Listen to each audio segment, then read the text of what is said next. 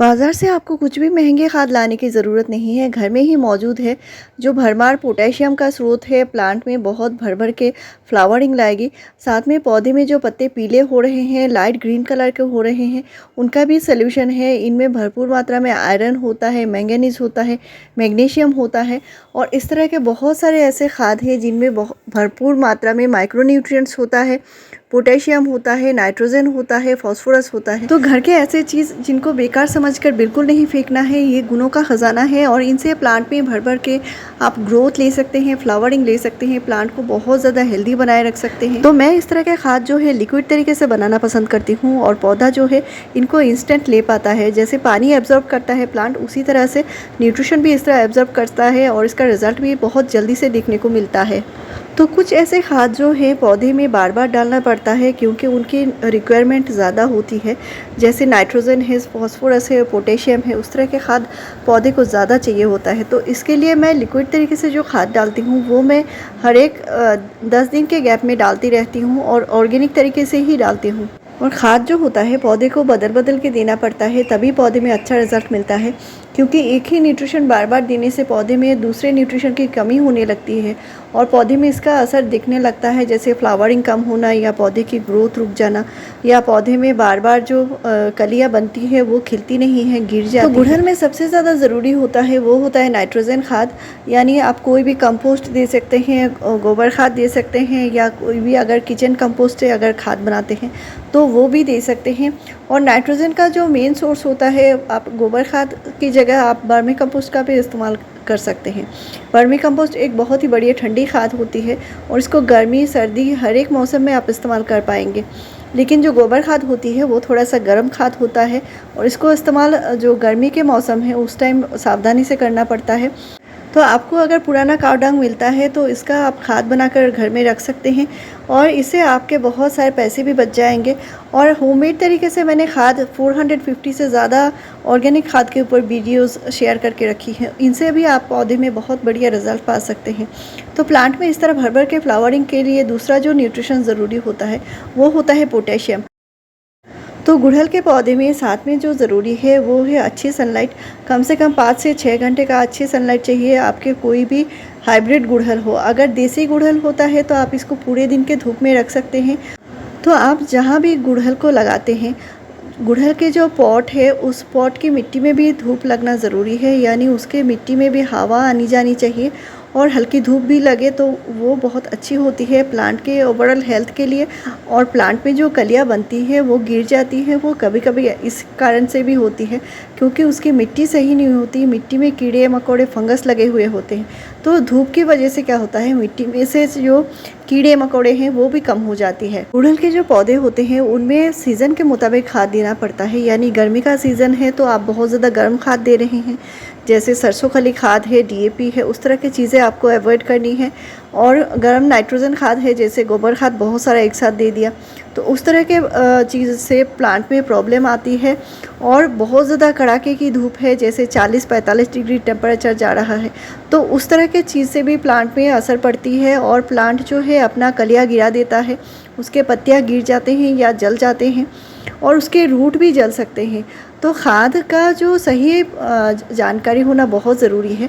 और ये एक बहुत ही चमत्कारी चीज़ है, ये गुणों का ख़जाना है।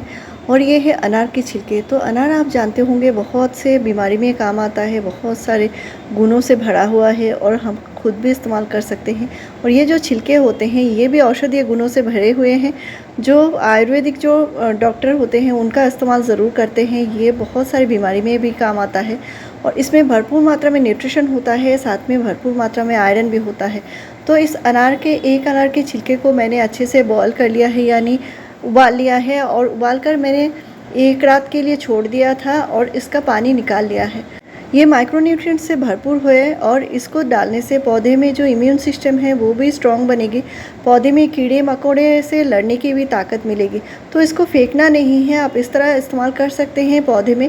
और आप खुद के लिए ये चाय भी आप खुद के लिए भी इस्तेमाल कर सकते हैं।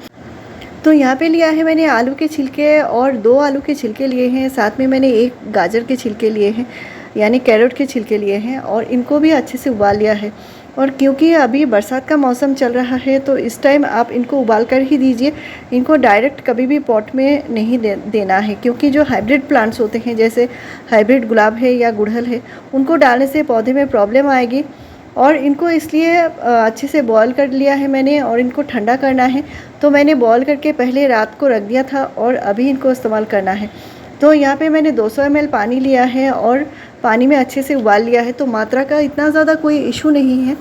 तो बॉयल करने के बाद अच्छे से इनको डाइल्यूट भी करना है। और अगर आप 1 लीटर खाद बनाते हैं तो कम से कम और 1 लीटर नॉर्मल पानी मिलाकर ही पौधे में डालिए। तो ये जो खाद है बहुत ही चमत्कारी है, और इनसे पौधे में जो पत्ते जो लाइट ग्रीन कलर के होने लगे हैं, या माइक्रोन्यूट्रिएंट्स की कमी है, या न्यूट्रिशन की कमी हो रही है, पौधा जो है ओवरऑल हेल्थ ठीक नहीं है पौधे की, तो उस पौधे में भी आप डाल सकते हैं। कोई भी आपका गुलाब हो, गुड़हल हो, हर एक पौधे में आप दे पाएंगे। तो आलू के छिलके और गाजर के छिलके, इनमें भी भरपूर मात्रा में पोटेशियम होता है, न्यूट्रिशन होता है, जो प्लांट में आयरन की कमी को पूरा करता है। फ्लावरिंग लाने के लिए बहुत अच्छी मात्रा में इनमें पोटेशियम भी होता है, तो इनको ज़रूर इस्तेमाल कीजिए। और घर में आप जब भी आलू का सब्ज़ी बनाते हैं, आलू बॉयल करते हैं, तो इसका जो पानी है बिल्कुल नहीं फेंकना है, इसको आप पौधे में ज़रूर इस्तेमाल कीजिए। साथ में और एक बहुत ही ज़रूरी खाद बताऊंगी, जो ऐसे बहुत सारे फ्रेंड्स हैं इनको पता नहीं होता, लेकिन ये बहुत ही कमाल की चीज़ है और पौधे में मैं हमेशा से इस्तेमाल करती हूँ।